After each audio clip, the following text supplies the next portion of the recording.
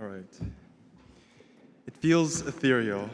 When I first stepped into Minnesota from South Korea, I could not imagine standing on stage, let alone confidently giving a speech.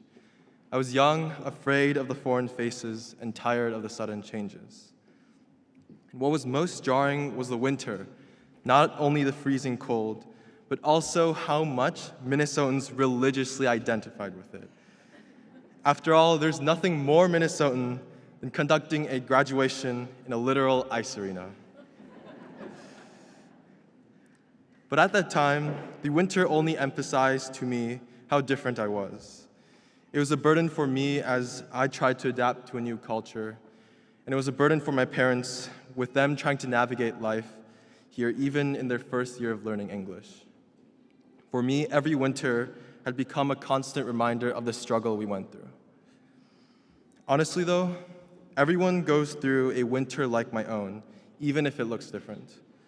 Some elements considered normal become challenging for others, and it's especially hard because you feel alone and unable to reach out for support.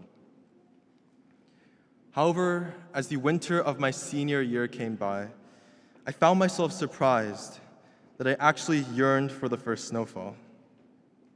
As I reflected, I realized that over the years, my memories of winter had slowly transitioned to become memories of learning about the world, of enjoying the freeze, and of relaxing in the snow. No longer was winter necessarily painful. Instead, my perception of it was shaped by the core characters of these stories, the people and connections I had found at Blake. Indeed, within this community, even if we might have never exchanged a single word, you were the ones that transformed high school into a memorable experience for every student. One interaction leads to another, and soon we've all comforted each other simply because of our presence, that someone is there for you. For that, I want to thank everyone at Blake as a whole for filling our lives with warmth. But as a part of that community, there's specific people that I want to highlight who have been central for us to overcome our winters.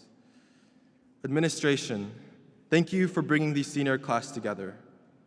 We all know how hard the team here works to foster the best environment possible, and while most of your work is hidden away from our eyes and thus underappreciated, you are the glue that holds Blake together.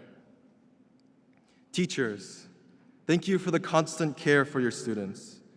High school wouldn't have been as engaging or enjoyable without the personalities you brought along with your library of knowledge. The passion each of you experienced and expressed was a joy to learn from despite the many challenges we faced, and your teaching will continue influencing us for the rest of our lives. Families, thank you for supporting our endeavors. There's no one as crucial as you in helping us attend this school, find the friends we did, and simply enjoy our academic lives. Whenever we were lost in the dark, you were our light, and we will miss you. Frankly, in college, we will also cherish our newfound freedom. Finally, seniors. We've been such a small community for so long. We've laughed, we fought. Sometimes there's lasting fellowship, and other times there's lasting dislike. But that's exactly what a family is, an imperfect unity. Even if there's enmity, the challenges and questions presented have undeniably helped us develop into the graduates we are today. And when you look back on our past, it really hits you. This might be the last time we are all together as one class. Our adolescence was a once-in-a-lifetime journey, and with the end of today's commencement, we begin to take wildly different paths across the world and maybe unrecognizably change. So as you graduate and go beyond to achieve your dreams, remember the people around you. We all go through a challenging winter like my own, but the people that ground us are who give life meaning. Now our time at Blake is coming to a close. And for my last remark, I want to thank you. You made the class of 2022 vivid and dynamic, and I'll be curious to see where our effort will take us. Congratulations, I'm proud to be part of this generation. Thank you.